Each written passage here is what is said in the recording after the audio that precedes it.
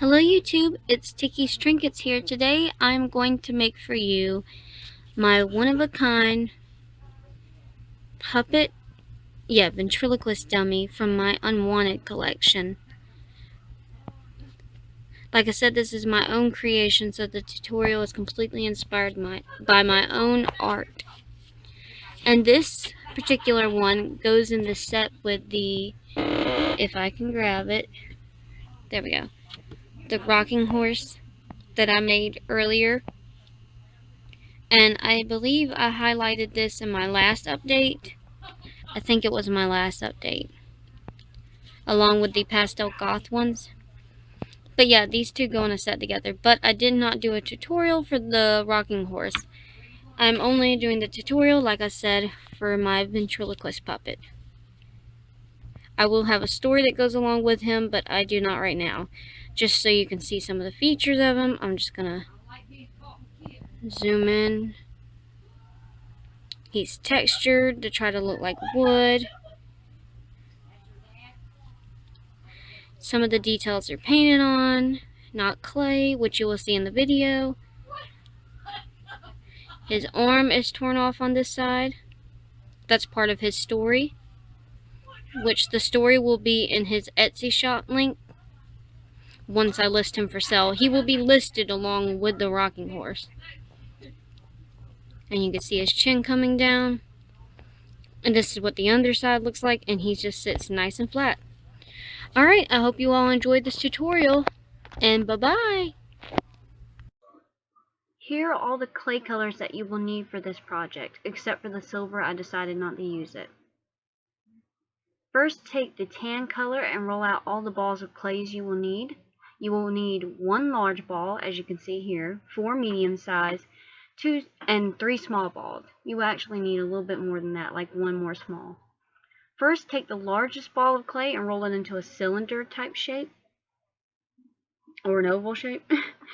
And then you will just make one end pointed, and you will kind of press it flat slightly against the surface. Here you can see where I kind of pressed it down. It kind of slants down near the point. Next, take a pointed tool or the back of your X-Acto knife and mark where the eyes and nose and the mouth is going to be at for your ventriloquist dummy. Here you can see I've just taken the head, set it to the side, and taken one of the medium-sized balls of clay. You're going to roll it out nice and flat, not too thin though, and cut off the edges as I've done here, and cut it into 2 rectangle shapes.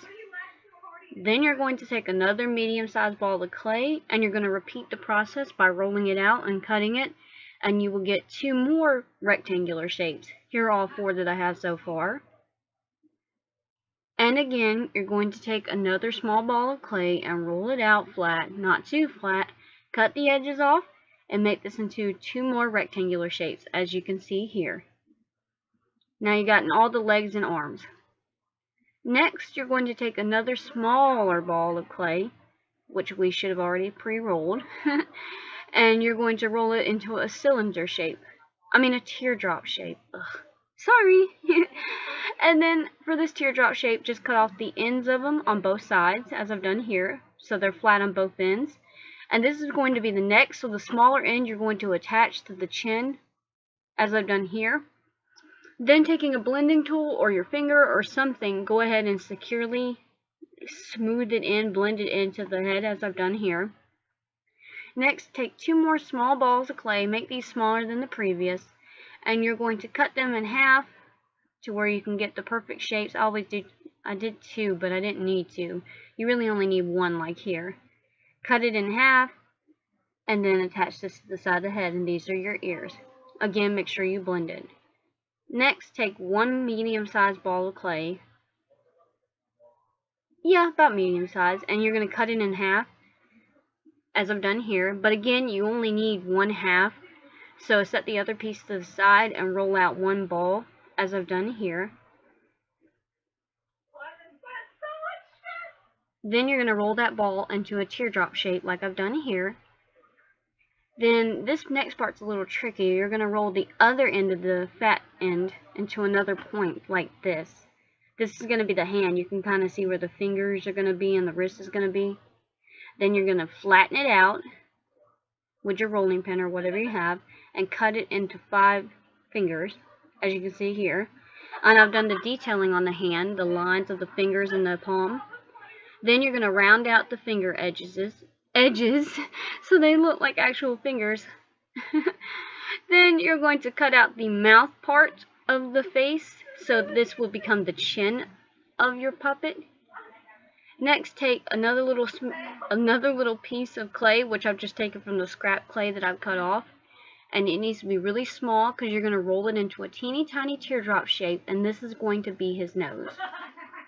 And here I've just set it on his face where the guidelines are at, and then using your blending tool or your finger or whatever, blend it into his face. As you can see, it kind of erased the lines, but I just redid them so I could see where to put the eyes, which is what I did next. I used a small ball tool and indented where the eyes are going to be. Next, just take your white Sculpey, like I have here, and you're going to take a kind of a small ball of clay like I have right here, roll it out into a ball, and then you're just going to roll it flat and cut it to fit inside the empty mouth socket like I've done here. This may take a few tries to get right, so don't be discouraged. Next, take your dotting tool or X-Acto knife and draw where the guideline of the teeth are. Then attach that excess piece of chin, mouth, whatever you want to call it, and make it into the chin. Now you're going to take more white clay and roll them into 2 small balls and make the eyes. Then take a pointed tool and indent where the pupils are going to be. Then go ahead and take a large ball of white clay for the torso and 2 small pieces for the sleeves of his arms, or his arm sleeves. And then roll these into teardrop shapes again. And then you're just going to cut off the fatter edges of these teardrops. And then attach 1 piece to the torso, like I've done here, and go ahead and do a guideline for the shirt. The next piece on the side, though, you're going to cut and make it look tethered like I've done here, because this particular puppet's arm is ripped off. And then you go ahead and attach that to the torso. Next, you're going to go ahead and get some wires and cut them and stick them into the head of your puppet. And you're going to stick this down into the shirt like I've done here, but don't attach it. Do what I did here and just remove it for now. That way you can work more easily. Next, take the blue clay and take a pretty decent size ball of clay, because this is going to be the pants. So you roll this into a teardrop shape, but make this more narrow than most of the other teardrop shapes you've made. Or more thick, my bad. Then cut off the fat end again. Then turn it to where the pointed end's towards you and cut it into 3 separate pieces, the middle piece being very narrow. Then you're going to take your blade and cut out the middle piece like I've done here. Looking more like pants now, isn't it? Then you're going to take each pants leg and roll it between your fingers so that it will become smooth and blended and look like pants legs. Then take another pointed tool, like we use for the eyes, and stick them into the pants legs to create these wide openings. Here's another view so you can see what it looks like. Now to create the sitting position, you can either just bend the pants legs up, or I had to actually cut them and reattach them and blend them in. That might work better than bending them.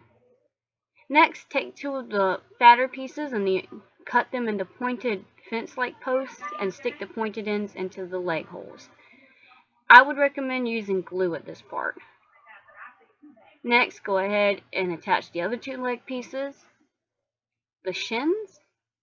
I'm not sure if that's called the shins or not.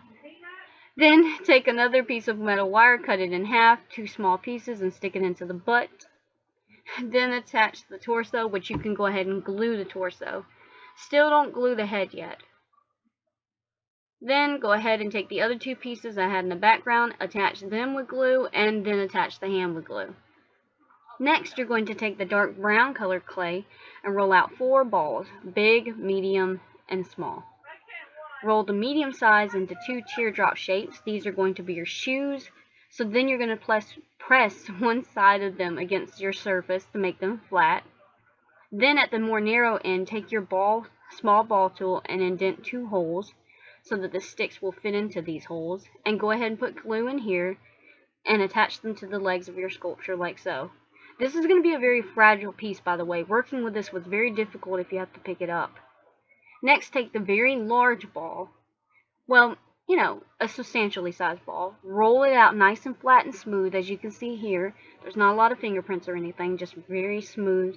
And wrap it around the back of the head, starting at the nape of the neck and working your way up towards the forehead. And then you're going to cut that little excess piece off the top and blend it in real smooth like I've done here. This is the back part of the hair and a little bit of the front. Next, take your small ball of brown clay and roll it into a pointed teardrop shape. This is going to be his bangs. You did need one more small ball of clay, which I did not account for. And then go ahead and smooth that in. Attach it and smooth it. Here's another picture of that. And then take another small ball of clay and kind of roll it out into two teeny tiny pieces of clay. And then you're going to roll those teeny tiny pieces into two teardrop shapes. This is going to be his eyebrows. I'm sorry if this tutorial is kind of confusing. I'm kind of scatterbrained today. Anyways, go ahead and attach that above his eyeballs to make his eyebrows. And here's the other ball of clay I was talking about. You're going to roll this out. This is just my preference. You don't have to do this. And I rolled it out into another pointed teardrop shape to make hair on the top of the head. I felt like it gave him a more full hair of head effect, as I've done here, as you can see. I just feel like it looks better. I don't know. That's just me. Next, take the black clay and roll out two teeny tiny balls. These are going to be the pupils of the eyes. Roll them into pointed teardrop shapes and insert the pointed ends into the sockets of the eyeballs. Next, take your red clay and roll out 3 red balls, 2 slightly larger than the first. And then you're going to roll the 2 larger ones into little teardrop shapes and flatten them, as I've done here. You're creating a bow tie. So you're going to take those 2 pieces and smush them together, kinda. And then right on the center, you need to attach the teeny tiny red ball, the one we made prior to that, right on the center and kind of press down with your hand. Then you can attach this to your puppet, as I've done here, and go ahead and take cotton swabs and alcohol and wipe him clean. After he is dried, take some pink acrylic paint, I was about to say clay, and use a dotting tool and dot on 2 pink spots for the cheeks. Next, take your red acrylic paint, and you're going to take your dotting tool, and you're going to draw on his mouth. This is a little bit more difficult, so just go slow with it. Then, you should get something like this. Then I just used my X-Acto knife, as you can see, and did the lines, the texture, the wood on him. Might be easier to do that before you attach it, but that's just how I did it. Next, I took this set I have from Walmart, and I took the number 7 small cup of brown paint, and I just took a palette and I mixed it with a little bit of water. The amount of water I added to this was about a cat size on a water bottle I had, as you can see here. Not too much. You're not going to use that much of the paint anyways. Then you're just going to use this paint to brush over him, all over where the texture lines are. Not the shirt, the shorts, and the shoes, just his skin, so to speak. His wood. Then you're going to gently pat it dry with a tissue paper or something like that. And now he's ready to bake. Go ahead and put him in the oven for the correct temperature and time that you're used to or that you do. Then make sure you glaze him with 2 or 3 coats of paint. I mean with glaze. Ugh. And here you go. Here is the finished ventriloquist dummy or puppet, whatever you want to call it.